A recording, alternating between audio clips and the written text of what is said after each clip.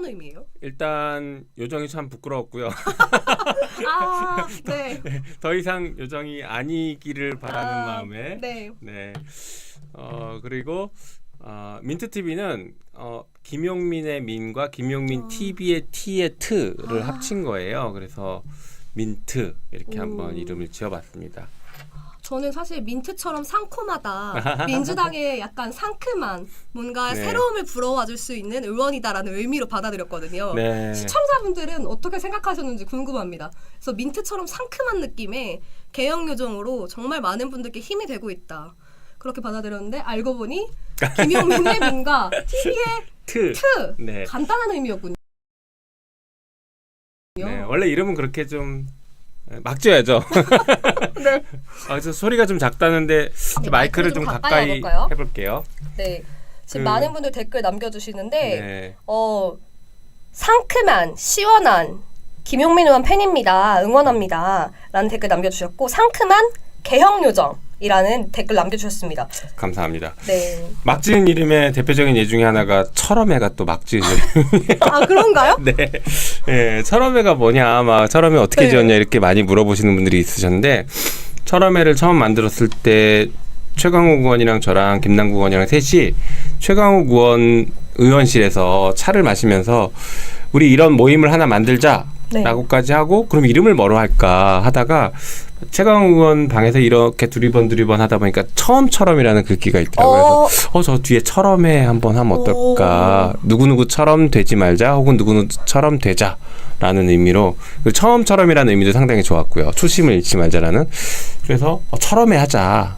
라고 해서 철험회가 그렇게 막 지어졌습니다. 아 본인이 지으신 거예요? 아니 그때 이제 최강욱 의원이랑 셋이 같이 얘기하다가 자연스럽게 지은 거죠. 아 정말 장명 센스가 보통이 아니십니다. 그리고 요즘 의정 활동 보면 네. 검찰 공화국의 가장 국민들 마음에 시원한 사이다를 불어넣고 있지 않나라는 생각이 듭니다. 아 그렇게 받아주시면 다행이고요. 네. 똑같이 답답한 마음이 다 똑같아서 그렇습니다. 먼저 오늘이었죠. 오전에 기자회견 하신 걸로 알고 있습니다. 네. 고발사주 손준성 검사 판결 관련한 기자회견 하셨는데 좀 자세하게 어떻게 된 내용인지 이야기 좀 부탁드리겠습니다. 네. 일단 그 기자회견 말씀드리기 전에 아마 지금 방송 보시는 분들이 뭔가 좀 달라졌다라는 걸 느끼실 거예요. 네, 여기가 그 국회에 있는 스튜디오에서 지금 저희가 방송을 하고 네. 있어요. 그동안 제 지역 사무실에서 했었거든요. 근데 이제 오늘은 국회 일정이 있어서 스튜디오에서 하고 있는 것이 하나가 달라졌고, 그다음에 그동안 제가 2시에 했는데 5시로 시간을 옮겼습니다. 2시에 경쟁 그 유튜브 방송이 너무 많아서요. 그리고 2시에 가장 많은 분들이 두려워하는 방송이 있습니다. 아 뭐였죠? 매불쇼가 2시에 합니다. 그렇군요. 네. 아무튼 굉장히 뭐 경쟁 네. 방송이 많다고 그러더라고요. 그래서 5시로. 그래서 저도 이제 지역 일정 막 계속 잡고 있는데 2시 일정 잡기가 2시 하면 앞뒤로 일정 잡기가 힘들어서 5시로 이렇게 바꿨습니다. 5시 좋다고 이렇게 해주시네요. 그래서 5시에 실시간 방송을 많이 봐주세요. 네, 여러분 그리고 구독, 좋아요, 알람 설정 꼭 부탁드리겠습니다. 민트TV 올해는 아니죠. 1월 안에 10만, 네. 2월 안에. 네. 2월 안에 10만 가야죠. 그럼 너무 감사하죠. 마침 어제와 오늘 사이에 한 4,000분 정도가 구독자가 늘어났습니다. 여기 깜짝 채널에는 놀랐어요. 구독자 혹시 애칭이 있나요? 아직 없어요. 제가 그런 걸 아직 못 만들어서요. 이 구독자 애칭도 한번 만들어 봐야 될 것 같아요. 그러게요. 그럼 좀 공모 한번 해볼까요? 네, 애청자분들이라고 부르기에는 네. 우리 의원님 약간 부끄러워하실 것 같고. 저 되게 부끄럽죠. 네. 그래서 제가 요정님들 약간 이런 말 좀 하면 어떠실까라고 살짝 여쭤보는데요. 여성님들. 일단 제가 요정을 네. 부끄러워서 버렸는데 아무튼 모르겠습니다. 네, 지금 보시면 실시간 메일 하시면 10만 곧이라는 댓글 남겨주셨고 민트님들이라는 댓글도 남겨주셨습니다. 타이틀 좀 눈에 띄게 해주세요. 많이들 오게 라는 네. 댓글도 남겨주셨습니다. 네, 이런 그 좋은 의견들 너무너무 감사합니다. 개벽이들은 어떠세요? 좋네요. 제가 요즘에 개벽을 계속 외치고 있거든요. 이제 네. 개혁을 넘어서 개벽을 해야 된다라는 얘기를 계속 하고 있는데 그래서 이제 개벽이들 이렇게 말씀 주시네요. 네. 네. 이 김용민 의원 채널인가요? 라는 댓글 남겨주신 한상준님. 네, 지금 현재 방송되고 있는 채널은 김용민 의원님 채널입니다. 민트TV인데요. 여러분 많은 응원 부탁드리고 또 홍보 부탁드리겠습니다. 제가 보니까 네. 유튜브는 이 애청자분들이 네. 자발적으로 홍보를 해주셔가지고 금방 구독자들이 늘더라고요. 네, 아이고 너무 감사하죠. 아, 방금 보니까 재밌는 댓글이 있었는데 있는 커피가 수벅이냐고 물어보시는데 아 아닙니다 여러분. 저희가 서민이라 네, 저는 서민이라서 사실은 그 스타벅스 커피를 먹지 못합니다. 네, 일단 한 모금 해야겠네요. 아니 너무 웃기는 사람들이 많아요. 요즘 네. 현안을 보면 네. 정말 웃음만 나온다라는 얘기를 하면서 여야 불구하고 특히나 여당 정부를 보면 웃음만 나오고 국민들이 이제는 더 이상 조롱하고 희롱할 게 없어서 개그 콘서트를 볼 수가 없다. 그러니까요. 이런 진짜 이야기가 나오고 있습니다. 답답한 현실이 더 답답해지고 있어요. 이제 많은 분들 어떤 생각하시냐면 답답함을 넘어서서 이제 조롱과 희화화가 되고 있다. 네. 우리 또 민족의 또 전통적인 그렇죠. 또 그 강점이잖아요. 해악의 민족이죠. 그러니까요. 아까 같은 네. 물어보셨던 거 검사반대 대응 TF를 만드셨잖아요. 네, 저희 오늘 TF에서 고발 사주 사건의 손준성 검사를 지난 1월달에 아니죠 작년에 검사 탄핵을 했죠. 네. 검사 탄핵을 통과시켜서 현재 헌재에 가 있는데 1월 31일 날 법원에서 손준성에 대한 1심 그 실형 선고가 1심 1징역 1년에 실형이 선고가 됐잖아요. 그래서 그거에 대해서 저희가 입장을 정해서 오늘 발표를 했어요. 입장은 쉽게 말하면 이런 겁니다. 그 손준성 사건의 실제 몸통을 확인해야 된다라는 내용을 먼저 말씀드렸고, 그다음에 헌법재판소는 신속하게 결정을 해라라는 것을 좀 촉구를 했습니다. 그리고 한편으로는 현재는 손준성 검사만 이 사건의 핵심 인물로 지목돼서 저희가 탄핵을 했지만 네. 이번 1심 판결을 보면 손준성 검사 말고 당시 대검 그 수사정보정책관실에서 근무했던 성상욱 검사랑 그다음에 이몽석 검사라는 검사 이 둘이 실무 작업을 한 것으로 보여요. 판결문상으로는 네. 실무의 핵심적인 작업을 한 것으로 좀 보입니다. 다시 말해서 당시 대검찰청 수사정보정책관실이 조직적으로 일사불란하게 고발사주를 한 것으로 보이는데 왜 그 손준성만 탄핵을 했느냐, 안 되겠다. 그 밑에서 실무했던 사람들도 네. 우리가 탄핵을 검토해야겠다라고 오늘 좀 입장을 밝혔습니다. 사실 현직 검사장이 이렇게 징역 1년이라는 실형이 나온 게 굉장히 이례적인 사건이자 의미가 있는 것 같아요. 어떤 부분에서 그렇죠. 의미가 가장 클까요? 굉장히 이례적이죠. 일단 검찰에서 선거에 개입하기 위해서 수사권을 이렇게 남용했고, 단순 남용이 아니라 고발을 시켜서 수사를 하려고 했던 게 굉장히 충격적인 사건이죠. 그래서 그런 의미에서 굉장히 이례적인 것인데 그 검사에 대해서 이제 공수처가 기소를 했는데도 불구하고 윤석열 정부는 승진을 시켰어요, 검사장으로. 그렇죠. 예, 일반적인 경우에는 승진을 안 시키거든요. 오히려 직위를 해제하고 어떻게 보면은 대기 발령 비슷하게 수사 업무에서 완전히 배제시키는 게 일반적인데, 이상하게 이 사람은 승진을 시켰단 말이에요. 굉장히 이례적이죠. 근데 승진까지 시키고 또 검찰 내부에서는 징계 조사를 해서 징계하지 않았습니다. 혐의 없다. 무혐의를 내린 거죠? 네, 법원의 판단과 완전히 다른 180도 다른 판단을 했죠. 그러니까 이런 일관된 행동들을 했는데도 불구하고 법원이 그걸 다 뒤집고 아니야, 중범죄야라고 해서 징역 1년을 선고했기 때문에 굉장히 이례적이면서 굉장히 중요한 판결이 나온 것이라고 저는 생각해요. 검찰에서 내부 감찰을 통해서는 무혐의가 나왔는데 이 무혐의의 명분과 근거에 대해서 우리 국민들이 또 알아야 될 수도 있다고 생각하는데, 이런 부분은 검찰에서 공지를 하나요? 공개를 안 하고 있죠, 사실은. 그래서 저희가 탄핵을 하면 탄핵 절차에서 이런 것들이 자연스럽게 좀 드러날 거예요. 탄핵은 이제 공개 변론도 네. 하고 하니까 일반 재판처럼 하거든요. 그러면 검찰의 감찰 자료들도 저희가 증거로 확보를 해볼 수 있을 겁니다. 물론 이제 제가 직접 하는 게 아니라 이제 변호사를 통해서 변호사들이 이제 증거를 주고받으면서 하는 것인데, 그 과정에서 좀 확인되는 것들이 분명히 있을 거라고 저는 봅니다. 저는 한편으로 궁금한 사안이 이 손준성 검사 고발 사주 종용한 이유와 의도가 명백하게 아직 드러나지 않았잖아요. 그렇죠. 그러니까 손준성 검사만 놓고 보면 말이 안 되는 사건이에요. 왜 미쳤다고 그렇죠. 이런 무리수를 둬가면서 왜 그렇죠? 고발장을 작성하고 뭐 고발해달라 부탁을 합니까? 근데 고발장에 답이 있죠. 고발장에 보면은 피해자, 그러니까 이 명예훼손 사건으로 고발했는데 명예훼손 사건의 피해자가 윤석열, 한동훈, 김건희다라고 이렇게 명시를 하고 있어요. 그러니까 이 사람들에 대한 이 피해자들에 대한 의혹 제기가 다 거짓말이다. 라는 거를 고발장을 만들어주는 거죠.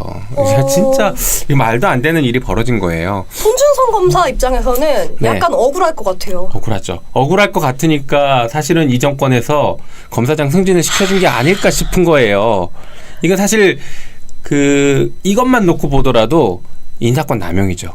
그렇죠. 대통령의 인사권 남용이고 검사장 승진을 건의한 제청한 한동훈 당시 법무부 장관의 제청권 남용입니다. 이건 인사권 명백히 남용이라고 봐야 돼요. 이것도 나중에 네. 특검이 들어가면 수사 대상이 될 수밖에 없네요. 수사 대상 돼야죠. 그리고 필요하면 이게 대통령의 중요한 탄핵 사유가 될 수도 있다고 봅니다. 저는.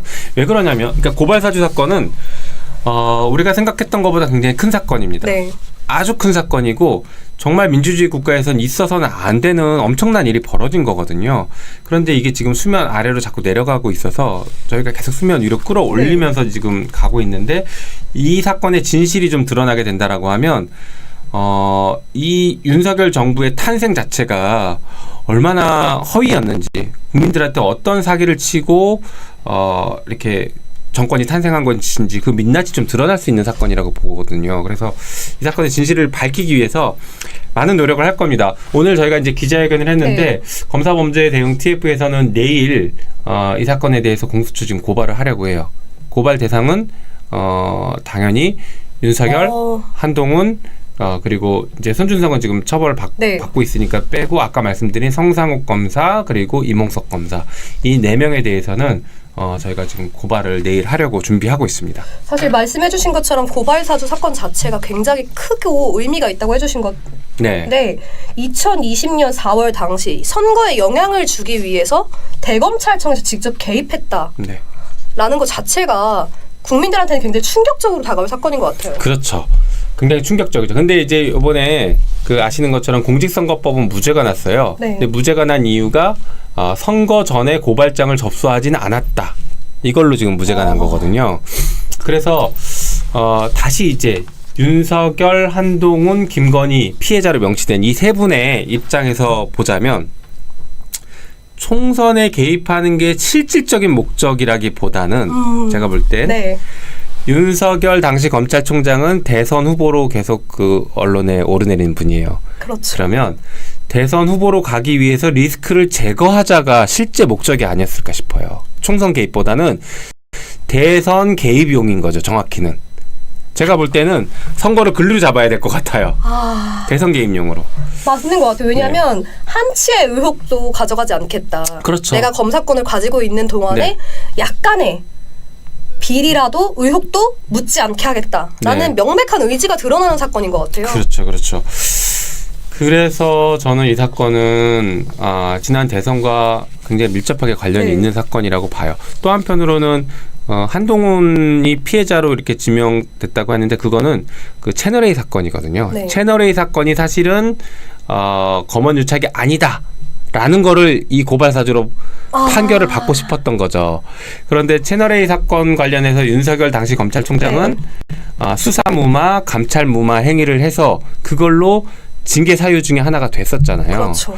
예, 그래서 이런 일련의 과정들을 보면 이거는 진짜 지난 대선과 매우 밀접하게 관련 있는 사안으로 저는 보고 있습니다. 이 손준성 검사 고발사주 사건 앞으로 공수처 이제 고발도 하시고 네. 또 계속해서 진행될 텐데 어떻게 네. 보면 이 사건을 계기로 해서 많은 특검이 이루어지면서 진실이 밝혀지면 대통령 탄핵도 가능할 것 같다라는 생각을 합니다. 가능할 것 같아요. 물론 이제 저희가 내일 공수처에 이제 고발한다고 말씀드렸는데 최근에 공수처에서 이 사건과 관련해서 윤석열 대통령과 한동훈 당시 법무부 장관에 대해서는 무혐의 처분을 했어요. 그런데 지금 1심 법원 판결에 따르고 여러 가지 의혹들 그다음에 아까 말씀드린 인사를 갑자기 검사장을 승진시켜줬던 이런 것들을 종합하면 그렇죠. 공범일 가능성이 매우 높다라는 걸 다시 한번 촉구하면서 수사를 촉구하는 차원에서 고발을 하는 것이고요. 그럼에도 불구하고 공수처가 수사하지 않거나 기존의 입장을 고수한다라고 하면 저는 특검 추진할 생각입니다. 특검까지. 네, 이거는 아까 말씀드린 것처럼 매우 중요한 사안이라서 특검도 추진할 생각입니다. 국민 여러분께서 두는 부릅도 여러분 지켜보셔야 될 것 같습니다. 총선 전에 특검법 통과 가능할까요? 불가능하죠. 법사위원장을 넘겨놨기 때문에 총선 전에는 불가능해요. 답답합니다. 그렇지만 네, 정말 총선 이후에 총선 결과에 따라서지만 법사위원장을 민주당이 다시 가져오고 이런 중요한 법들, 특히 이제 특검과 관련된 법들은 다 법사위법이거든요. 네. 그래서 이런 것들을 좀 원활하게 처리할 수 있게 만들어 놔야 된다고 생각합니다. 그래서 이번 총선이 굉장히 매우 중요하잖아요. 너무 중요하죠. 많은 분들이 기대하시는 거는 최소한 200석을 범야권이 가져와서 대통령 탄핵 소추안을 올려라. 네. 민주당 뭐하냐라는 이야기 많이 하고 계십니다. 많이 하시죠. 네. 네. 오늘 의원총회 결과가 나왔죠. 네, 맞습니다. 준연동형 선거제도로 가는데 네. 지난 21대와는 조금 차이가 있는 것 같아요, 의원님. 어떤 것들이 구체적으로 차이가 있는 거예요?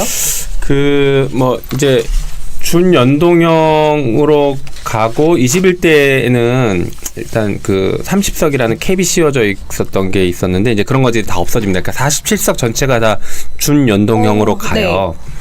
그리고 이번에 이제 21대 때는 더불어시민당을 만들어서 일종의 그래도 나름대로 야권의 단일한 그 당시 여권이었죠. 네. 소수 정당과 시민 사회를 포함하는 그런 방식으로 선거를 치렀다라고 하면 지금도 아마 그 비슷한 방식으로 갈 것 같긴 한데 그때보다는 훨씬 더 넓은 빅텐트를 좀 쳐야 될 상황이 된 것이고 그 빅텐트의 가장 핵심은 저는 이제 많은 분들이 반윤연대를 얘기하시는데 저는 반윤연대보다는 윤석열 정권의 조기 종료라는 명확한 이슈를 명확한 목표를 가지고 좀 연대를 해야 된다고 생각하거든요. 네. 그래서 이제 그런 방식의 연대를 통해서 가야 되는 거죠. 그래서 21대 총선에서 이제 둘 다 이제 위성정당 아니냐 이런 논란은 반드시 나올 수밖에 없는 상황이긴 한데 21대 총선에서는 정권의 안정적인 운영과 정책의 안정적인 운영, 유지 이런 것들을 위해서 일종의 위성정당 같은 것들이 만들어졌다라고 하면 지금은 좀 완전히 차원이 좀 달라졌습니다. 지금은 윤석열 정권을 심판하고 이 정권을 빨리 조기 종료시켜서 국민들이 좀 생존할 수 있게 만들자. 이거 지금 민주주의의 말살과 맞습니다. 국민들의 생존에 대한 고민을 하게 만드는 정권이라 이것을 좀 숨통을 빨리 튀어나야 되는 그런 상황이라서 그때 연대와 지금의 연대 그리고 그때 정당과 지금 이제 만들어질 비례정당은 네. 좀 성격이 많이 달라졌죠. 21대 총선 때는 준연동형이 30석, 네, 그리고 맞아요. 병립형이 17석을 17석. 가져갔었어요. 네. 이번에는 통합비례정당을 민주당 주도로 추진하겠다라고 밝혔는데 네. 어떻게 구출할 것인지에 대해서 의원총회에서 좀 나눠진 이야기들이 있나요? 오늘 의총에서는 아직 그 정도 얘기까지는 네. 나오진 않았고 오늘 의총에서는 그러니까 최고위원회의 위임에 따라서 이재명 당대표님이 결정을 하셨잖아요. 거기에 대해서 일종의 추인하는 성격의 의총이었다라고 보면 돼요. 그래서 모든 의원들이 만장일치로 이게 사실 새로운 결정을 한 게 아니라 현행 제도로 그렇죠. 가겠다라는 거거든요. 네. 우리가 다른 법 개정하지 않고 그냥 지금 현행 제도로 가겠다라는 거 오늘 결정한 건데 네. 사실상 이제 추인의 개념으로 오늘 정리를 했죠. 그래서 이제 앞으로 남은 저희가 논의해야 되고 준비해야 될 과제는 그러면 통합형 비례정당을 만들겠다라고 하는 것을 어떻게 실현시킬 수 있을 그렇죠. 것인가 그리고 법야권을 어느 정도까지 규합할 수 있을 것인가 이런 것들이 지금 굉장히 중요합니다. 그리고 또 재밌는 게 있어요. 네, 어떤 점이 재밌으신가요? 제가 재밌다고 하니까 좀 이상한데 네. 비례정당, 통합형 비례정당의 이름을 뭘로 할 거냐 가지고 우리 지지자분들이 막 여러 가지 얘기들을 네. 막 하고 계세요. 그래서 저도 이제 제가 매일 방송을 하다 보니까 그런 게 갑자기 꽂히더라고요.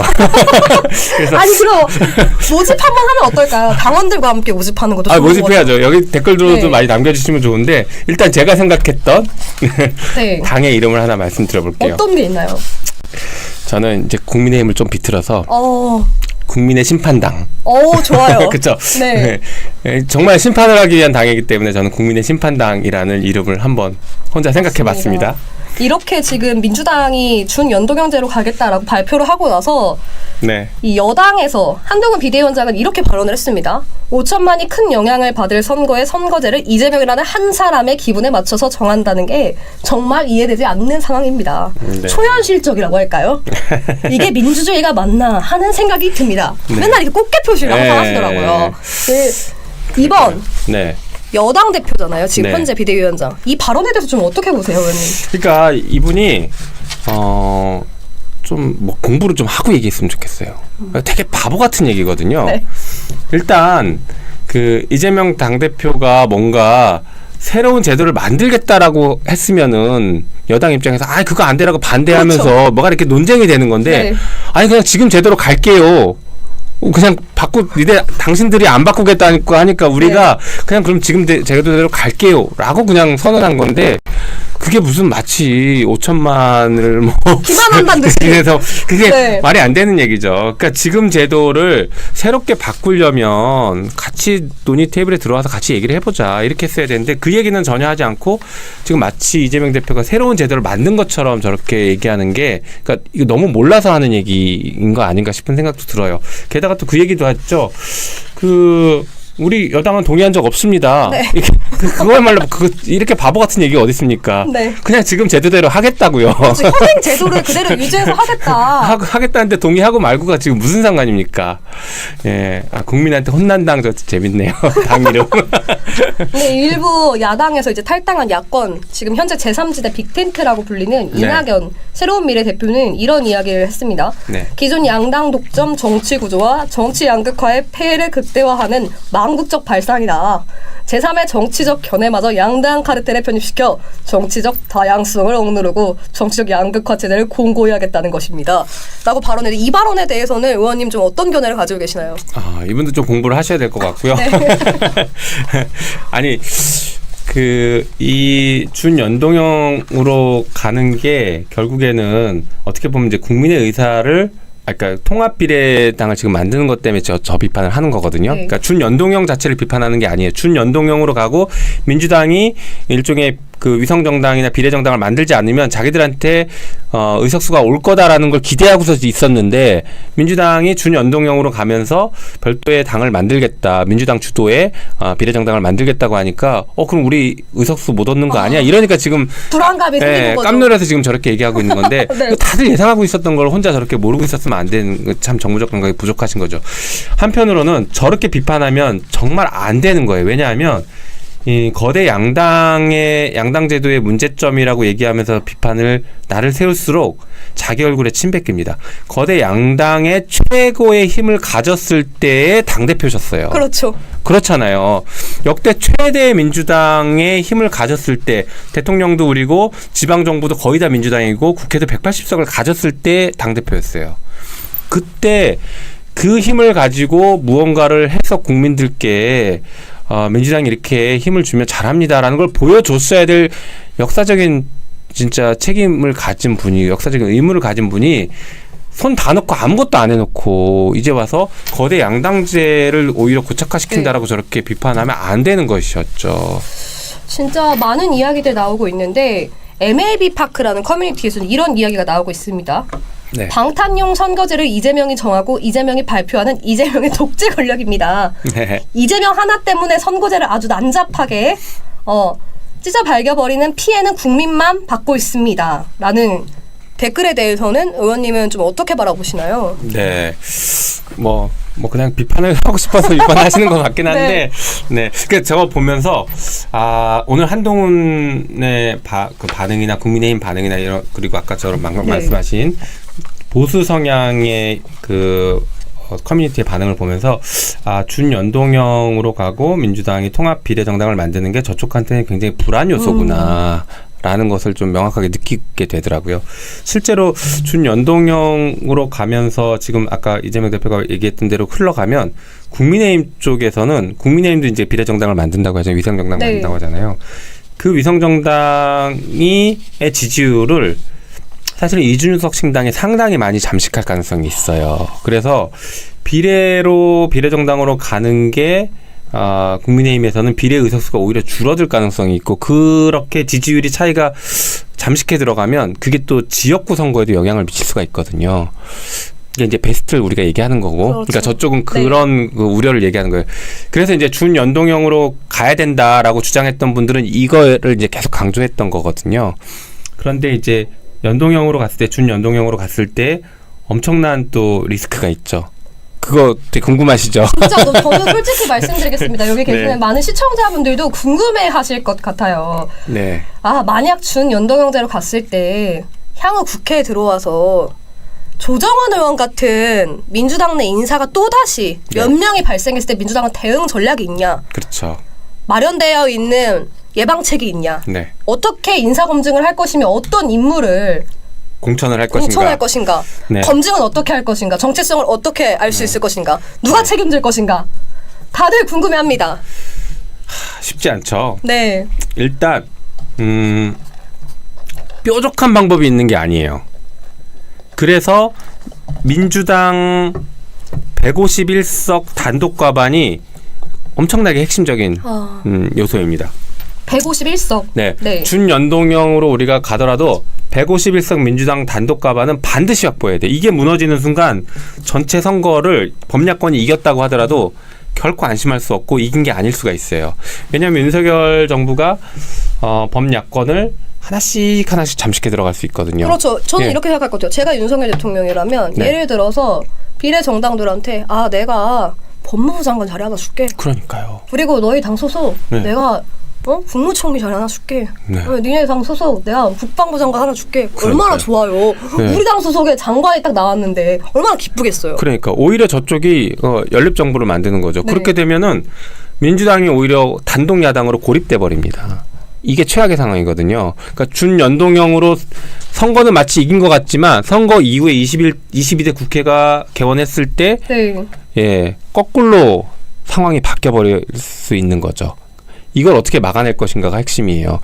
그래서 준연동형에 대해서 문제의식을 가지고 계속 차라리 권역별 병립으로 가는 게 낫지 않냐라고 말씀하셨던 분들의 고민 지점이 바로 여기 있는 거죠.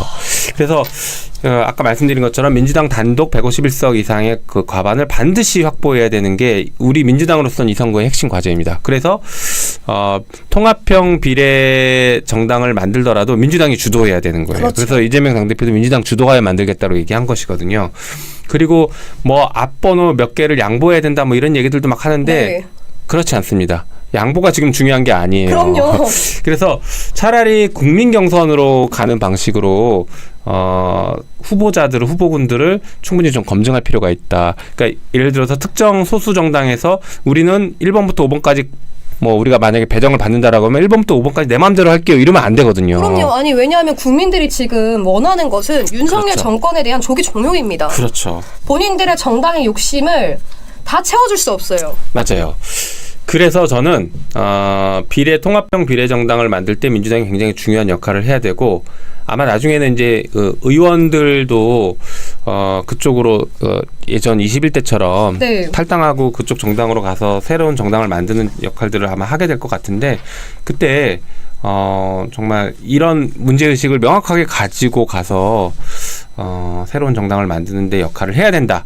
저는 그렇게 생각합니다. 반드시 그 역할을 해주셔야 됩니다. 그리고 또 하나 이제 중요한 게 제가 어제도 계속 강조했었던 건데 그 합의서 이 연합정당에 들어오려면 최소한 합의서를 작성해야 된다. 그 합의서는 뭐냐면 아까 말씀드린 윤석열 정권의 조기 종료라는 목표에 따른 합의서입니다. 합의서는 크게 두 가지가 있을 수 있죠. 하나는 탄핵안을 공동 발의하는 그렇죠. 것. 또 하나는 헌법 개정안을 공동 발의하는 겁니다. 그건 21대 국회 내에서 발의가 가능해요. 21대 국회 내에서. 네. 그래서 그렇게 가야 됩니다. 맞아. 오늘 어떤 분이 지금 질문 주셨는데 헌법 개정을 통해서 대통령의 임기를 줄일 수 있어요? 라고 물어보신 분이 있으세요. 그래서 네. 그 부분을 제가 헌법을 좀 띄우면서 헌법을 보여드리면서 좀 말씀드려야 될 것 같아요. 많은 분들 궁금해하실 것 같아요. 헌법이 좀 준비됐나 모르겠습니다. 네. 네. 헌법 화면이 나가고 있나요? 근데 제가 안 보여서요. 네, 나오고 있습니다. 네. 헌법 제128조 나오고 네. 있습니다. 1항 헌법 개정은 네. 국회 제적의원 과반수 또는 대통령의 발의로 제한된다. 제2항 대통령의 임기 연장 또는 중임 변경을 위한 헌법 개정은 그 헌법 개정 제한 당시에 대통령에 대하여는 효력이 없다. 네. 나와 있습니다. 여기서 2항이 중요합니다. 네.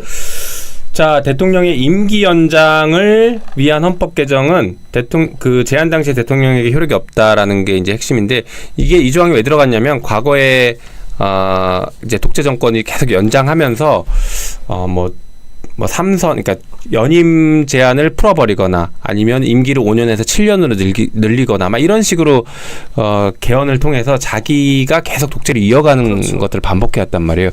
그래서 87년 헌법 개정할 때 안 된다.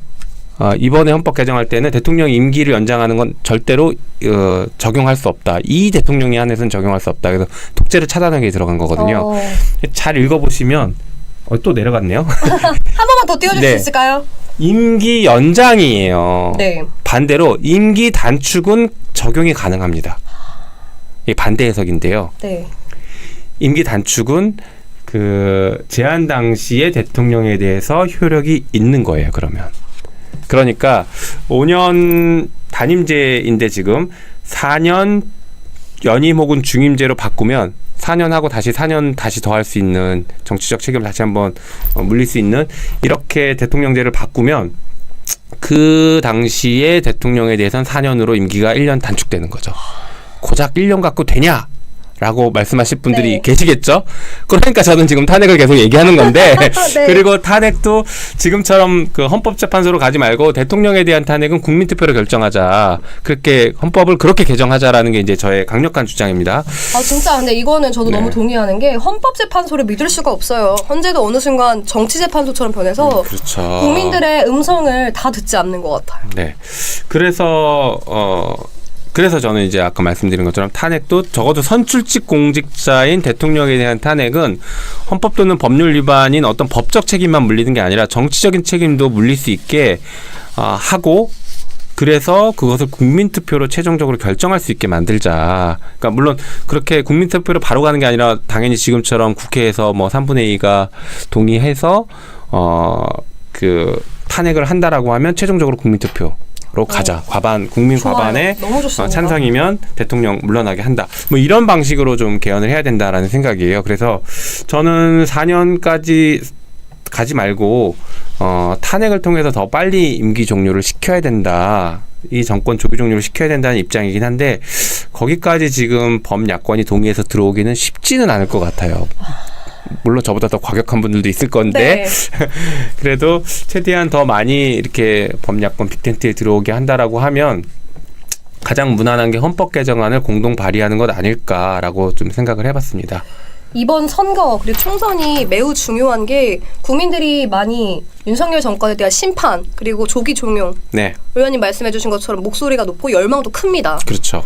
그래서 그런지 민주당 공천에 대해서도 네. 많은 당원과 지지자분들이 네, 답답함을 느끼시는 분들도 계세요. 그렇죠. 네, 오늘 발표된 공천관리위원회 발표를 보면 네. 1차 공천 발표가 검찰 정권 탄생 기여자들 책임 있는 결정을 해야 한다라는 발표가 예. 나왔습니다.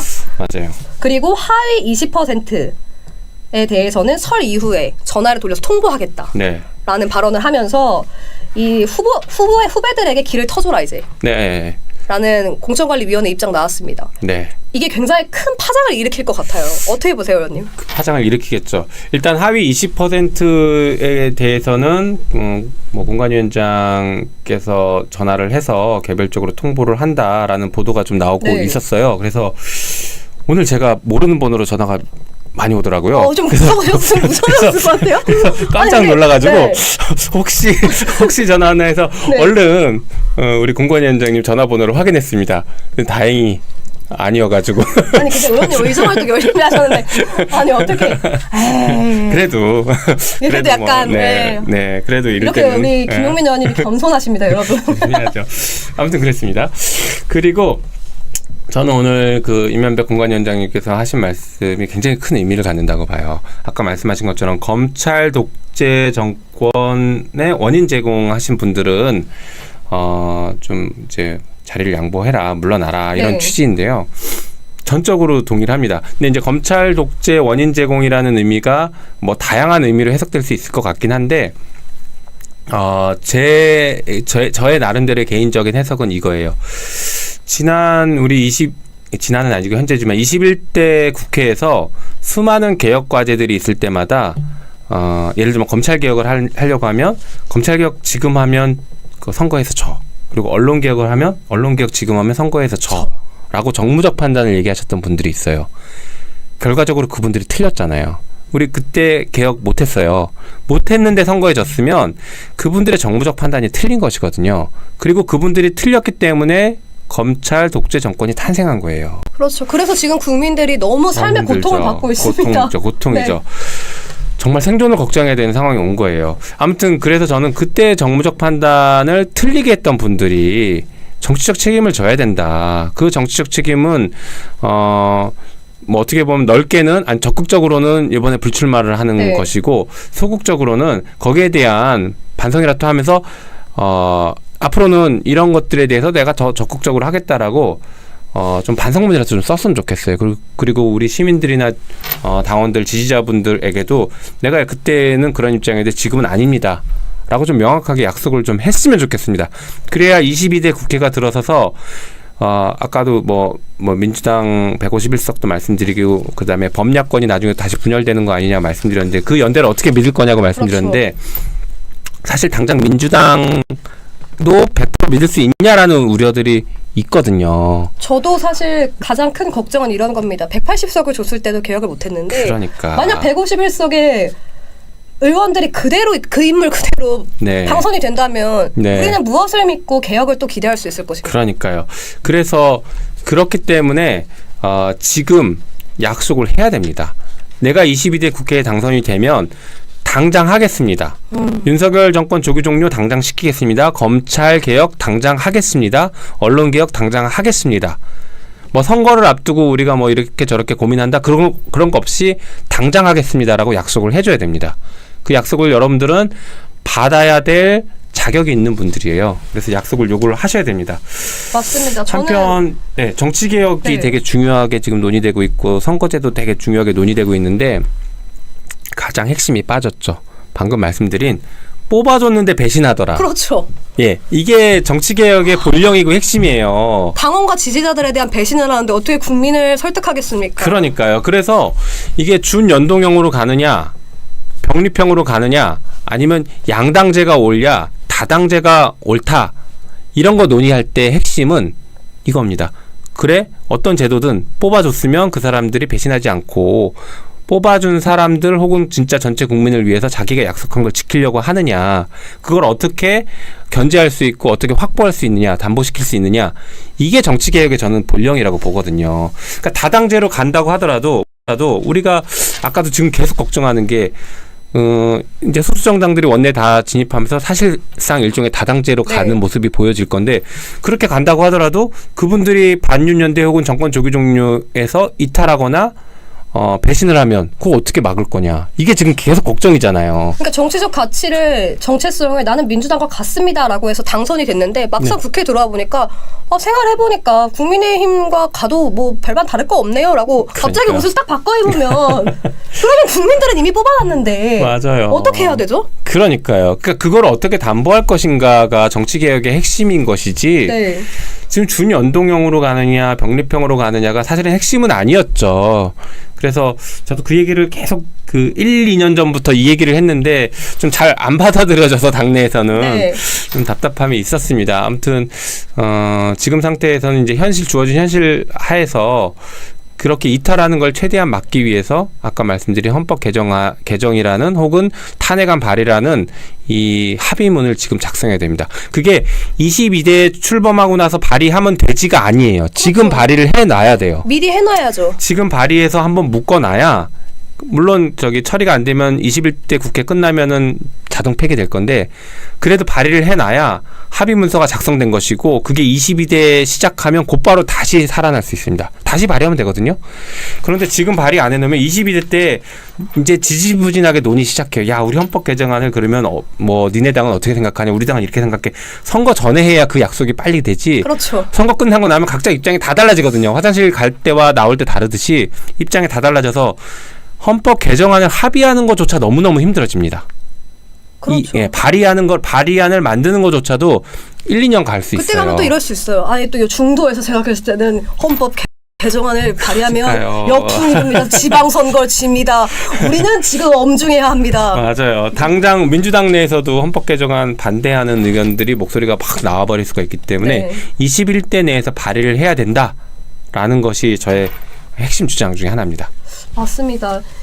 이제 좀 본격적으로 얘기하는 것 중에 하나는 오늘 이제 벌써 윤석열 대통령 취임 후 4번째 거부권이 아니라 사면 복권. 예. 이제 제가 하도 거부권 얘기를 좀 하는 이유는 윤석열 대통령 취임 후에 너무 많은 사건들이 일어나고 있어요. 네. 저는 대통령이 이렇게 막중한 권한을 가지고 있구나를 윤석열을 보면서 처음으로 느끼고 있습니다. 그렇죠. 이렇게 권한이 셌어요? 네. 대한민국 대통령이? 우리가 제왕적 대통령제다라는 얘기들을 그래서 좀 많이 했어요. 그래서 대통령의 권한을 좀 축소하자라는 논의들은 계속 많이 나오고 있거든요. 그러다 보니까 지금 뭐 의원 내각제로 가자라는 또 얘기가 나와서 지금 그렇죠. 얘기가 섞여서 혼란스러워져 버렸는데 의원 내각제는 일단 안 됩니다.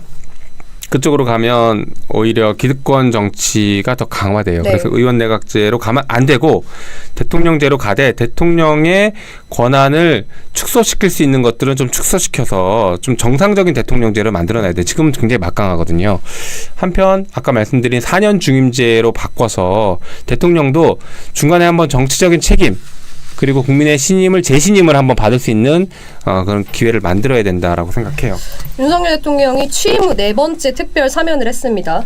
이번 사면을 하면서 이렇게 이야기했습니다. 민생을 위해서 45만 명을 사면하겠다. 네. 근데 특별히 사면한 것은 과거 잘못된 관행에 따른 직무수행으로 처벌된 전직 주요 공직자와 여야 정치인, 장기간 언론인으로 재직한 언론사 경영진들을 사면함으로써 갈등 극복과 화해를 통한 국민 통합을 도모하겠다라는 입장을 밝혔습니다.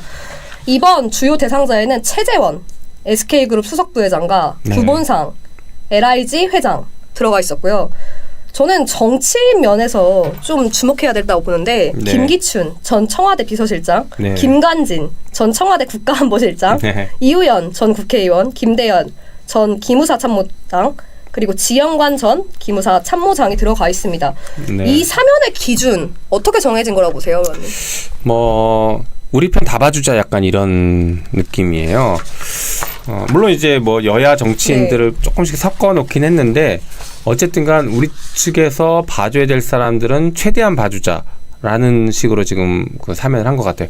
전 사실 이 정권이 사면권을 이렇게 함부로 막 쓰고 아까 거부권도 말씀하셨는데 거부권도 함부로 쓰면서 어떻게 보면 윤석열 대통령을 중심으로 한 그 가족들을 보호하고 그다음에 측근 그룹을 보호하거나 이 보수 세력들의 카르텔에 굉장히 중요한 역할을 했던 사람들을 최대한 보호해주는 역할들을 하고 있거든요. 저는 이게 윤석열 정부의 불안감을 좀 보여주는 상황이라고 봐요. 윤석열 정부가 언제까지 갈 수 있을지 사실 조기 종료될 수도 있겠다. 이번 총선 결과에 따라서 라는 것들은 저 내부에서도 좀 고민을 하고 있지 않을까 싶어요. 그래서 기회가 있을 때마다 최대한 우리 권한 써버리자. 어차피 우리가 지금 잘한다고 잘할 리도 없고 가진 권한 다 쓰자. 내가 쓸 수 있을 그러니까요. 호감으로 바뀔 가능성도 굉장히 낮고 그렇다라고 하면 지금 있는 거 눈치 보지 말고 쓰자. 어차피 5년이고 5년 보다 줄어든다고 하더라도 있는 동안에 최대한 만들어 놓자. 저는 이렇게 생각하고 지금 함부로 사면권 남용하고 있는 게 아닐까 싶어요. 인사권도 막 쓰고 있잖아요. 진짜 저는 이렇게 대통령이 권한을 크게 쓸 수 있다는 걸 윤석열 정부 들어서 살면서 처음 보는 것 같아요. 민주정부라고 하는데 이 자유 공정과 상식은 본인을 위해서, 본인의 아내를 위해서, 본인의 가족을 위해서, 본인의 지인을 위해서만 사용하고 있는 게 아닌가. 그러니까요. 사실 특검법, 특히 쌍특검에 대해서 거부권은 절대 행사하면 안 됐었던 법이잖아요. 그러니까 그 대통령 거부권을 남용한 거예요. 헌법상 한계를 넘어선 거부권을 행사한 거예요. 그래서 이제 국회로 넘어왔기 때문에 국회에서 이제 재의결을 해야 되는데 지금 뭐 보니까 2월 19일 2주 그러니까 다음 주쯤에 그러니까 설 연휴 지나고죠. 다 네. 다음 주구나. 이때쯤에 이제 국회 본회의가 막 잡혀 있어요.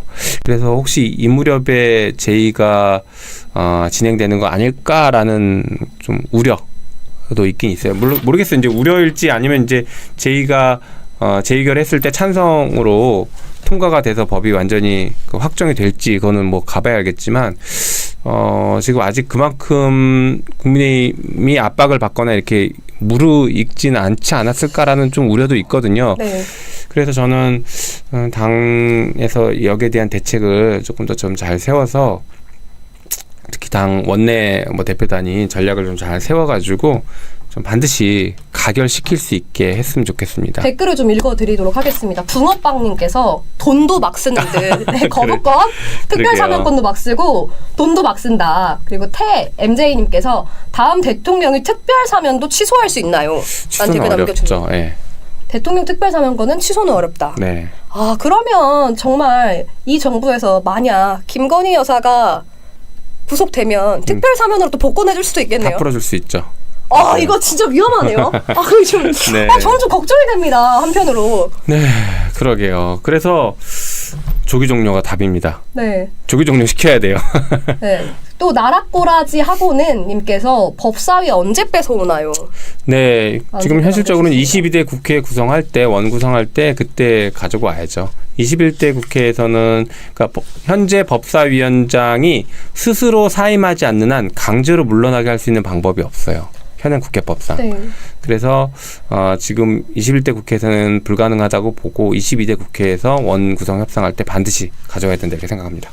그래서 22대 국회가 해야 할 역할과 막중한 책임이 있는 것 같아요. 네. 21대 국회 내에서 많은 분들이 원했던 개혁들이 있죠. 특히나 그렇죠. 검찰개혁, 네. 언론개혁, 네. 정치개혁 이 세 가지를 네. 많은 촛불 시민들이 원했는데 네.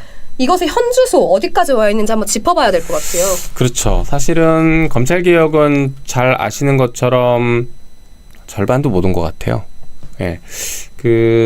뭐 우리가 그 대선 이후에 그때 이제 민주당이 마지막 여당이었을 때 네. 법을 통과시키겠는데 했는데 6대 범죄 중에 이제 직접 수사권을 그러니까 수사 기소를 분리시키는 게 검찰개혁의 최종 목적지인데 6대 범죄 중에 2개 범죄만 직접 수사하도록 남겨뒀죠. 그런데 시행령을 통해서 지난번 6대 범죄보다 더 많은 지금 범죄를 직접 수사를 하고 그렇죠. 있거든요. 오히려 시행령으로 더 많은 범죄를 그렇죠. 수사하게 됐죠. 저는 그 시행령으로 그렇게 수사를 더 늘린 것은 법률과 헌법 위반이기 때문에 탄핵 사유라고 보고 있거든요.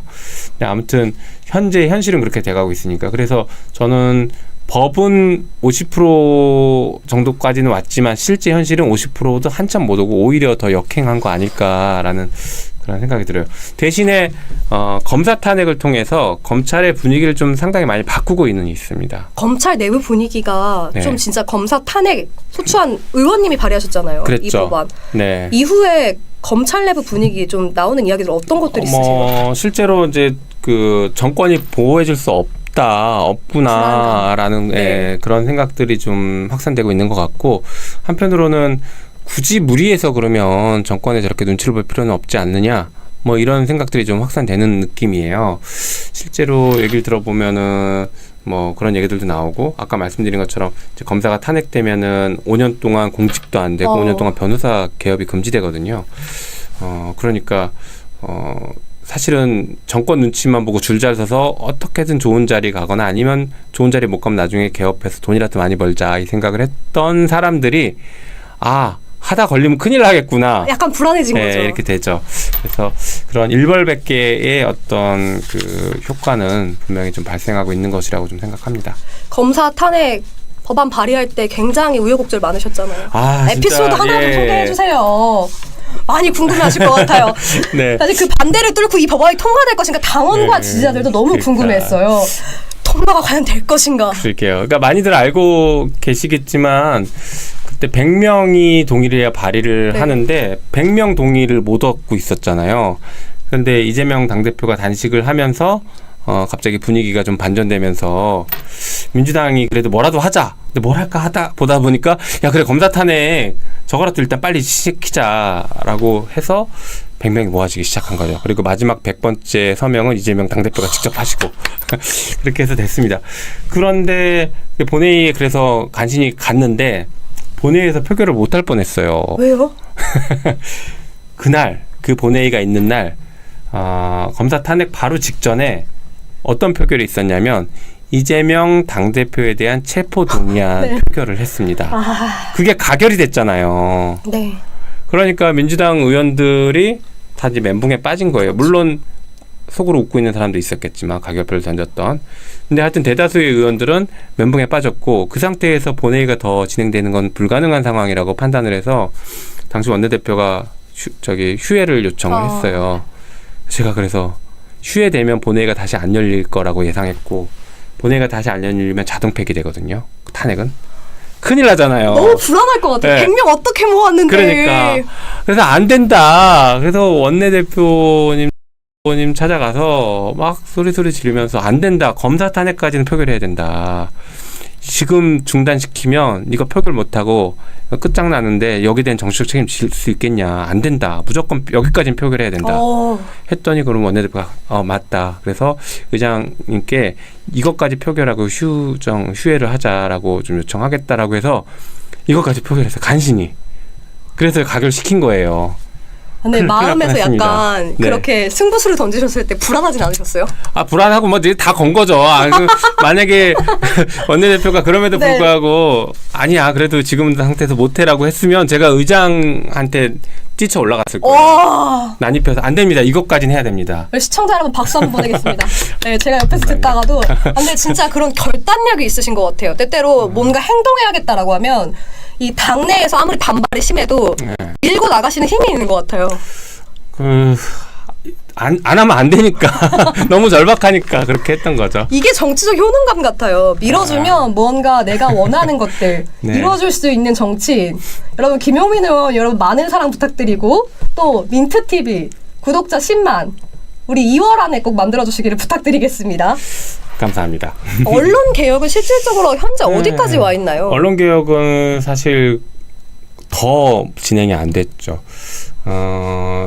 제가 그때 민주당의 그 미디어 혁신 특위가 네. 사실상 언론 개혁을 담당하는 미디어 혁신 특위 위원장을 하면서 몇 가지 개혁안들을 추진했는데 그 중에 이제 대표적이었던 게 그 가짜뉴스 피해 구제법, 다시 말해서 가짜뉴스를 보도한 언론사에 대한 징벌적 손해배상 청구하는 것, 이런 것들을 그 법안을 만들어서 본회의까지 현재 올라가 있어요. 네. 그런데 이게 그때 당시에 이제 그 국회의장이었던 박병석 의장의 반대와 민주당 내에 네. 많은 분들의 반대로 아니 반대를 하시는 이유는 뭐예요? 선거에 진다. 제가 아까 말씀드렸잖아요. 그렇게 판단했던 분들은 이제 책임져야 된다고요. 그래서 아니 저는 이거에 대해서 한 번쯤 선거 전에 네. 이 국민들과 당원들이 알 권리를 좀 알아야 된다고 생각합니다. 언론 개혁에 대한 목소리가 촛불에서도 굉장히 컸던 것 같아요. 검찰개혁, 언론개혁의 목소리. 맞아요. 180석 당시에 많은 국민들이 원했던 것을 못했던 정치인이니만큼 그만큼 책임을 지는 것이 정치 역할이잖아요. 맞아요. 그래서 말씀드린 것처럼 진짜 당시에 개혁을 반대하거나 개혁을 좌초시키는 데 역할했던 분들이 정치적 책임을 져야 되는 것이고요. 그리고 새로 구성되는 22대 국회에서는 이거를 이제 핵심 과제로 좀 신속하게 네. 처리해야 됩니다. 다만 이제 중요한 건 검찰 개혁과 언론 개혁이 굉장히 중요한 개혁 과제인데 이거를 동시에 추진하는 것에 대해서는 힘에 붙일 가능성이 있어요. 그래서 저는 더 시급한 과제가 검찰 개혁이라고 일단은 네. 보고 있거든요. 그러니까 원래 문재인 정부 때 검찰 개혁의 의미는 권력기관 개혁의 의미를 가졌어요. 집중된 권한을 가지고 함부로 권한을 썼던 검찰을 개혁해서 국민의 검찰로 만들어 돌려드리자. 이게 검찰개혁의 의미였는데 지금 윤석열 정권에서의 검찰개혁은 신군부 하나열을 해체하는 것과 같은 의미를 갖습니다. 더 어떻게 보면 디테일해지고 그렇죠. 광범위해졌다고 볼 수 있네요. 그렇죠. 그리고 검찰 독재를 완성시키는 도구로 지금 혹은 정치의 주체로서 지금 등장했기 네. 때문에 단순히 어떤 권력기관, 행정부 내의 기관을 개혁하는 수준을 넘어서서 민주주의를 지켜내기 위한 핵심적인 과제가 된 거예요. 그래서 이 부분이 가장 시급한 과제이고 중요한 과제가 된 겁니다. 그래서 이 부분을 굉장히 빠르게 좀 정리를 하고 그 다음에 이제 언론 개혁들을 추진을 해야 된다 생각해요. 많은 분들이 22대 국회 내에서 의원님이 추진하실 네. 검찰 개혁 디테일하게 어떤 것과 큰 방향은 어떻게 가실 것인지 물어보실 것 같아요. 네. 궁금해하시고. 가장 기본적으로는 수사기소 분리. 예, 이제 완전한 수사기소 분리를 이번 22대 국회에서는 반드시 끝내야 됩니다. 물론 대통령이 거부권 행사하면 어떡하느냐? 그러니까 거부권 행사 못하게. 네, 거부권 행사 못하게 범야권의 의석수가 좀 모아져야 되고 헌법 개정안에 저는 이 정신을 담아야 된다고 생각해요. 그래서 저는 시민사회와 오랫동안 또 헌법 개정안도 네. 좀 만들어 놓고는 있는데 저희가 논의했던 헌법 개정안 중에 이 내용이 들어가 있어요. 검찰이 수사와 기소는 한 기관에 집중시키지 않는 것을 아예 헌법에 박아놓자. 그래서 검찰 개혁은 헌법 개헌으로 좀 정리를 해놓자. 라는 얘기를 좀 해놓고 있었거든요. 그래서 이렇게 가는 것도 하나의 방법입니다. 검찰 개혁을. 아무튼 그렇게 검찰 개혁을 그 수사기소 분리를 완전히 가고요. 또 하나 중요한 것은 지금 계속 진행하고 있었던 검사 탄핵. 위법한 행위를 한 검사에 대해서는 21대 국회를 넘어서 22대 국회가 들어오더라도 계속해야 됩니다. 검사 탄핵 계속해야 된다는 댓글도 마침 있으시네요. 맞습니다. 검사 탄핵을 계속해서 검사들이 이 정치 검사들로 나서서 정권의 주체가 되거나 아니면 그 수사를 통해서 정치 행위를 하는 것들을 다 좀 차단을 시켜놔야 돼요. 그래야 마치 하나회를 해체했던 것처럼 그렇죠. 사실상 해체하는 효과를 또 발휘할 수 있거든요. 그렇게 해서 좀 만들어 놓을 필요가 있다 이렇게 생각합니다. 빠르게 진행돼야 될 것 같아요. 네. 역사를 보면 하나의 해체가 정말 빨랐잖아요. 맞아요. 굉장히 신속하게 했죠. 22대 국회 정말 중요합니다. 그만큼 네. 또 정치 개혁도 중요할 것 같아요. 이 3대 개혁 이뤄야 되는데 네. 의원님이 생각하시기에 정치 개혁은 지금 현재의 주소와 앞으로 나아가야 방향 어떤 네. 것들이 필요하다고 보시나요? 지금도 정치개혁은 뭐 거의 발걸음을 못 떼고 있어요. 그러니까 정치개혁하면 흔히 이제 생각하는 게 정치 혐오와 연결지어서 국회의원의 어떤 특권들을 많이 없애버리자라고 이제 그 해법을 내놓으시는 분들이 있는데 뭐 기본적인 방향들은 뭐 동의할 수 있는 부분들은 있어요. 뭐 국회의원이 너무 과다하게 특권이 있다라고 하면 좀 뭐 없애고 할 필요는 있죠. 근데 진짜 중요한 건 그러니까 정치의 힘을 빼는 방식으로 정치 개혁을 하면 관료들이 웃고 자본이 웃습니다. 이 둘을 누를 수 있고 이 두 세력을 눌러서 국민들이 원하는 세상을 만들 수 있게 하는 건 결국 정치거든요. 그렇죠. 정치의 힘으로만 가능해요. 여러분들 민주주의 지키라고 혹은 여러분들의 삶을 지키라고 검사한테 가서 한번 얘기해 보십시오. 해주겠습니까? 안 해줘요. 아니, 누가 해주겠어요. 아 네. 정말 저도 그 얘기 들으니까 갑자기 웃음이 나옵니다. 네, 그렇죠. 결국에 정치가 해결해야 돼요. 정치가 해결하게 되기 때문에 정치의 힘을 빼는 방식으로 정치 개혁을 하면 안 되고 정치가 할 수 있는 영역을 충분히 보장해 두되 대신에 이것을 국민들이 견제하고 감시할 수 있는 장치를 만들어 두면 되죠. 예를 들면 뭐 국회의원에 대한 국민소환제를 한다던가 아니면 우리 민주당 같은 경우에는 당 그 공천을 할 때 당원들의 평가 요소를 좀 강화하거나 아니면 뭐 유권자들의 평가 부분을 좀 집어넣거나 네. 뭐 이런 여러 가지 것들을 감시와 견제를 강화할 수 있는 것들이 있거든요. 이런 것들을 강화하는 거예요. 그러면 뽑힌 정치인들이 소통하려고 합니다. 유권자와 당원들과 소통하려고 해요. 왜냐하면 그들이 원하는 게 무엇인지를 알아야 그분들의 평가를 잘 받을 거 아니에요. 맞습니다. 현장 네. 속에 답이 있잖아요. 맞아요. 그래서 자연스럽게 소통하게 만드는 거예요. 이게 정치 개혁이라고 저는 생각하거든요. 그래서 그런 정치 개혁들로 좀 나아가야 된다 이렇게 봅니다. 지금 댓글에서 많이 올라오는 게 판사 탄핵은 어렵나요? 라는 댓글도 또 올라오고 있는데 의원님 판사 탄핵은 어려울까요? 판사 탄핵도 검사 탄핵이랑 사실 똑같다고 보시면 돼요. 그런데 지금 어떻게 보면은 지금 우리 당의 에너지로서 판사 탄핵까지 가기 쉽지는 않을 수 있어요. 그러니까 쉽게 말해서 검사를 탄핵하면 검찰과 지금 척지면서 가야 되는 거고 그렇죠. 판사를 탄핵하면 법원과 척지면서 가야 되는데 우리 민주당에서 법원과 검찰을 동시에 척지면서 지금 이 전국을 헤쳐나갈 수 있겠냐? 여러분 어떻게 보십니까? 가능할 거라고 보십니까? 글쎄요. 저는 조금 부정적이긴 한데 만약에 그렇다라고 하더라도 판사 탄핵을 추진한다라고 하면 그거는 이제 저 말고 그 법원 개혁을 외쳤던 분들이 좀 주도를 해주면 전 열심히 따라가겠습니다. 열심히 힘을 실어드릴게요. 맞습니다. 말씀해주신 것처럼 사실 개혁은 한 번에 일어나지 않는 것 같아요. 네. 요즘 저도 많이 느끼는데 답답한 마음을 많은 국민들이 가지고 계시고 당원분들, 지지자분들도 가지고 계시는데 굽이 가더라도 개혁의 물결은 흐르고 있잖아요. 맞아요. 김용민 의원님 같은 분들이나 또 이재명 당대표 그리고 일부 민주당에서 열심히 일하시는 의원님들 보시면서 여러분께서 희망을 좀 가지셨으면 좋겠어요. 그리고 함께 손잡고 가야지 우리 의원님들도 지치지 않으시잖아요. 맞아요. 진짜 그 하나 당부드리고 싶은 게 여러분 22대 국회의 철험회가 온전할까요? 한번 좀 고민해 주세요.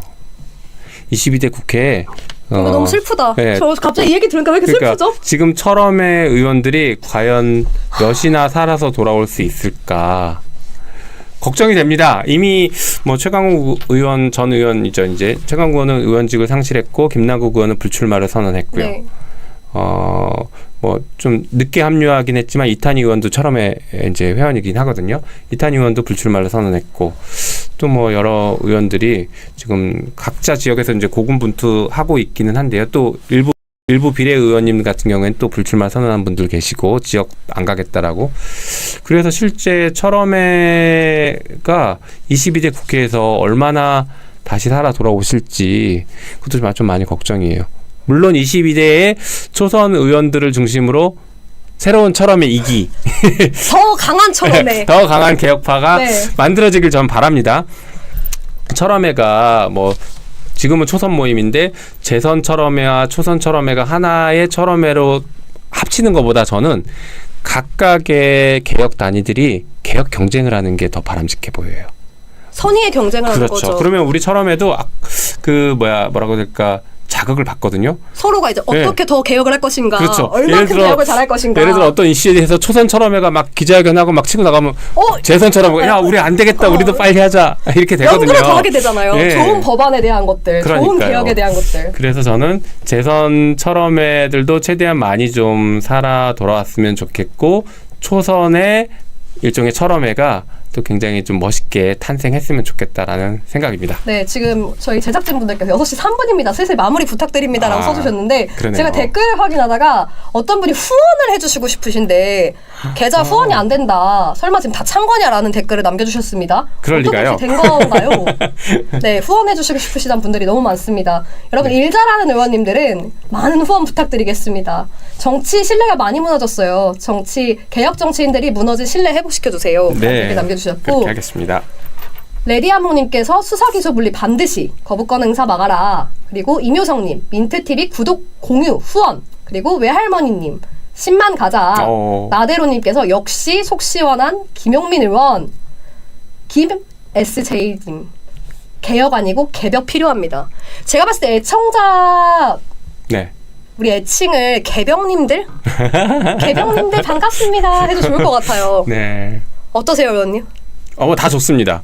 일단 하여튼 네. 좀 많이 좀 들어봐야 될 것 같아요. 개병님들, 근데 저는 사실 요정님들도 좋은 것 같아요. 요정님들도 좋은 것 같아요. 좀 부끄럽긴 하지만. 네. 요정님들 약간 이렇게 해도 좋을 것 같아요. 네. 오늘 방송이 저도 첫 방송이라 사실 네. 김용민 의원과 처음 호흡을 맞춰봤는데 네. 시청자분들 어떠셨을지 모르겠어요. 더욱더 좋은 방송으로 우리 시청자분들 듣기 편하고 또 당원과 지지자분들, 시민분들께서 궁금하신 점 제가 대신해서 잘 전달할 수 있도록 열심히 공부하고 또 많은 이야기를 들어서 김용민 의원께 열심히 물어봐서 답변을 아주 세세하게 속 시원하게 파헤치도록 하겠습니다. 여러분 구독, 좋아요, 알람 설정해주시고 이번 달 안에 우리 민트TV 여러분 10만 꼭 만들어주세요. 그리고 저도 독립을 해서 바게슬 톡톡이란 채널을 운영합니다. 그래서 이번 달에 1만 만들게 되면 저는 개인적으로 이벤트를 준비하고 있습니다. 진짜요? 네. 그래서 1만 부탁드리고 민트TV는 10만 부탁드리겠습니다. 와, 청취자 여러분 많이들 구독해 주세요. 뭐 저도 있지만 우리 박예슬 기자님도 가서 빨리 구독 좀 해주십시오. 네, 감사합니다. 저희 열심히 해서 좋은 방송으로 여러분들 듣고 싶은 이야기 그리고 진짜 궁금한 이야기들 전달하도록 하겠습니다. 오늘 어떠셨어요, 의원님? 네, 맨날 저 혼자 하다가 네. 이렇게 또 진행을 해주시고 제가 답변하는 방식으로 하니까 조금 더 편한 것 같긴 하네요. 제가 사실 감기 기운이 되게 심해가지고 이 며칠 동안 코맹맹이 소리가 너무 심했어요. 그래서 와야 되나 말아야 되나 아직까지 약간 코맹맹이 소리가 나는데 최대한 빨리 회복해서 돌아오도록 하겠습니다. 여자 진행자 깡이 써 보임이라고 남겨주셨는데 이분 보통 아닙니다. 아닙니다. 네. 저는 앞으로 여러분 좋은 세상 그리고 개혁요정과 함께 만드는 세상에 조금이나마 여러분들의 목소리를 대변할 수 있도록 열심히 노력하겠습니다. 정말 민주당이 일을 잘해주길 바래요. 네. 세상의 마지막 희망이다라는 얘기를 많이 듣고 있습니다. 민주당에게. 그렇네요, 진짜. 진짜 절박하게 요즘 삶을 너무 처절한 분들이 많더라고요. 제가 요즘 물가가 너무 많이 올라서 네. 생활하시는 분들이 정치에 많은 기대를 그나마 걸어볼 수밖에 없다. 정치가 잘했으면 그렇죠. 좋겠다. 이런 얘기 너무 많이 해주시는데 우리 개혁요정님들과 그리고 개혁요정 김용민 의원 화이팅해서 네. 좋은 세상 좀 만들어주세요. 알겠습니다. 이제 개혁을 넘어서 개벽을 하는 그런 민주당으로 만들어야 될 것 같고요. 진짜 이번 총선이 정말 모두에게 절박한 그런 총선이 된 것 같아요. 그래서 같이 힘을 모았으면 좋겠습니다. 우리 박예슬 기자님도 현장에서 또 되게 많이 활동하시는데 이렇게 일주일에 한 번씩 네. 같이 진행을 해주시면 너무너무 감사할 것 같습니다. 저는 사실 김용민 의원님과 한다는 방송이라고 해서 네. 두 발 묻지도 않고 그냥 막 뛰었어요. 네. 사실 남양주로 가도 괜찮다. 지금 저기 배동훈님께서 실물보다 덜 예쁘게 나오네요. 방송 관계자들에게 항의해주세요. 듣고 계신가요? 제작자님들? 아무튼 우리 김용민 의원님 같이 좋은 의원님들도 있습니다, 여러분. 그래서 너무 힘들어하지 마시고 세상은 좌절만 한다고 해서 바뀌지 않더라고요. 저도 사실 많이 힘들었거든요, 새해. 너무 지쳐가지고 내가 이걸 왜 해야 하나 이런 생각까지 들었어요. 세상이 이렇게 답답한데. 그런데도 불구하고 결국 나아가야 된다면 즐겁게 함께 손잡고 나아가야 되는 게 아닌가라는 생각합니다. 여러분, 민트TV 구독, 좋아요, 알람 설정 꼭 부탁드리겠습니다. 박예슬 톡톡? 네. 맞죠? 네, 그것도 같이 해주십시오. 네, 김용민 의원님 설 연휴 잘 보내시기 바랍니다. 네, 명절 잘 보내시고 저는 내일 또 찾아뵙겠지만 내일 또 찾아뵙겠지만 우리 박예슬 기자님은 한 다음 주에 또 네. 명절 지나고 나서 뵙겠네요. 명절 잘 보내시기 바랍니다. 명절 잘 보내십시오. 그리고 우리 애청자 여러분께서도 연휴 잘 보내시고 여러분 설 때 너무 스트레스 많이 받으시지 마시고 조금이라도 가족들과 웃으면서 잠깐 여유를 좀 즐기셨으면 좋겠어요. 요즘 정치 때문에 많은 분들이 맞아요. 막 진짜 답답하시고 막 손을 떠시더라고요. 네. 가족분들과 함께 손잡고 함께 웃으시면서 잠깐은 김건희, 윤석열, 한동훈을 잊고 풍요로운 시간을 보내시길 바랍니다. 그러네요. 네, 그럼 오늘 방송 이렇게 마치도록 하겠습니다. 네. 여러분 감사합니다. 감사합니다.